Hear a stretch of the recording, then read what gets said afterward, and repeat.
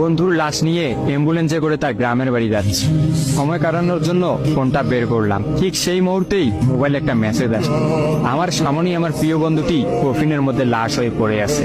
Message করেছে আমার সেই মৃত ফ্রেন্ডের গার্লফ্রেন্ড অবন্তী। আমি মেসেজগুলো পড়া শুরু করলাম। ফাহাদ, আমাকে মাফ করে দিও।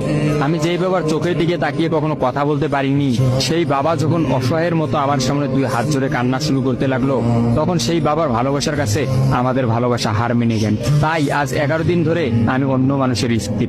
তোমাকে কথা দিয়েছিলাম জীবনের শেষ সময় পর্যন্ত তোমার সঙ্গে থাকবো। আমার সব সময় ভয় হতো যে তুমি আমাকে কষ্ট দেবে, হয়তো আমাকে ছেড়ে অন্য কাউকে বিয়ে করবে। অথচ দেখো, আমি তোমাকে কষ্ট দিলাম, আমি তোমাকে রেখে অন্য পুরুষকে বিয়ে করে ফেললাম। জীবনটা বড়ই অদ্ভুত, তাই না? তোমার কি মনে আছে আমি তোমাকে কাঁদতে কাঁদতে বলতাম আমাকে কখনো ছেড়ে যাবে না? তো তুমি হাসতে হাসতে উত্তর দিতে আমি তোমাকে কখনো ছেড়ে যাব না, তুমি আমাকে ছেড়ে গেলে যেতে পারো।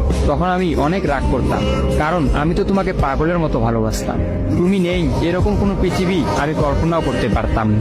অথচ দেখো, আজ অন্য কেউ হচ্ছে আমার স্বামী। রোজ তার সাথে আমাকে ঘুমাতে হয়, ঘুম থেকে উঠে তার মুখটাই আমাকে দেখতে।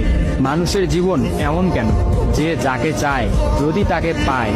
প্রকৃতি তাতে কি এমন আসে যায়? কেনই বা প্রকৃতি তাদেরকে কাঁদায়? হুট করেই সবকিছু হয়ে গেছিল, তাই আমি ইচ্ছে করেই তোমার সাথে যোগাযোগ বন্ধ করতেই আমার নাম্বারটা বন্ধ করলাম। বিয়ের দিন ভাইয়ের ফোন হাতে নিয়ে আমার ফেসবুক আইডিটাও ডিলিট করে দিলাম। তুমি অনেক কষ্ট পেয়েছো আমি জানি, যার সঙ্গে সারা জীবন কাটাবো ভেবেছিলাম তাকেই শেষমেশ কষ্ট দিলাম। আমার পরিবারের সবাই খুশি, আমার স্বামীটা অনেক ভালো, এখন পর্যন্ত যা ব্যবহার করেছে আমার ভালোই লেগেছে। তবে ভবিষ্যতে কি হবে জানি না। তোমার কি আমার সেই প্রথম দেখা হওয়ার কথা মনে আছে? তবে সেটাই যে প্রথম দেখার, সেটাই যে শেষ দেখা হবে, এটা কখনোই ভাবতে পারি। আসলে মানুষের চিন্তার বাইরে যে কত কিছুই ঘটে, তাই না?